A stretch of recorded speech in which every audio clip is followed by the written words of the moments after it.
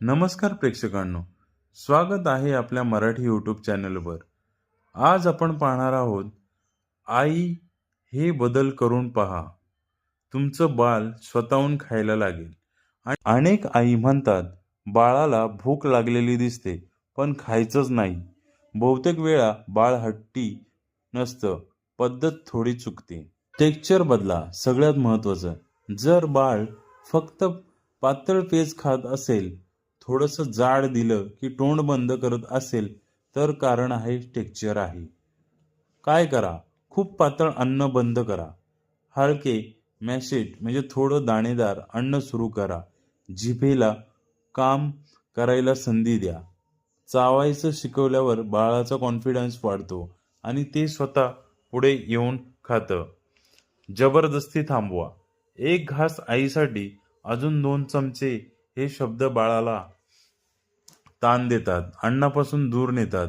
काय करा, 2-3 चमचे झाले तरी ठीक, बाळाला स्टॉप सांगू द्या। अशाने बाळ पुढे स्वतःच मागणी करतं। मोबाईल, टीव्ही डिस्ट्रॅक्शन नको। खाताना मोबाईल दिलं की बाळ अन्न ओळखत नाही। भूक पोट भरल्याचा सिग्नल गोंधळतो। काय करावे, बाळ खात असताना तुम्ही समोर बसा, बोलत हसत शांत वातावरण ठेवा। अन्न आणि बाळ यांचं नातं तयार होतं। योग्य वेळ निवडा, भूक आणि मूड दोन्ही। बाळ खूप भुकेला असेल तर चिडचिड करतं आणि शांत बसत नाही, आणि खूप पोटभर असेल तर खाण्यास रस घेत नाही। काय करावे, बाळ अलर्ट फ्रेश असताना खायला द्या। झोपेच्या किंवा फार उशिरा टाळा। योग्य टायमिंग लेग स्ट्रगल।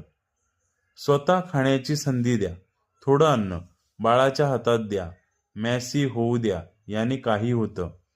क्युरिओसिटी वाढते, कॉन्फिडन्स येतो, स्पूनवर अवलंबून राहत नाही। रोज तुलना करू नका। आज कमी खाल्लं, काल जास्त खाल्लं, बाळाचं खाणं रोज बदलतंय, आठवड्याचा पॅटर्न पहा। एका मीलवर जजमेंट नको। आजी सांगते, बाळ स्वतःहून खायला लागलं हे ट्रेनिंग नाही, ते ट्रस्टवर अवलंबून आहे। शांत राहून बाळाच्या इच्छेनुसार बाळाला जेवू दिले तर बाळही निवांत खातं। सेव्ह करा रोजच्या फीडिंगसाठी।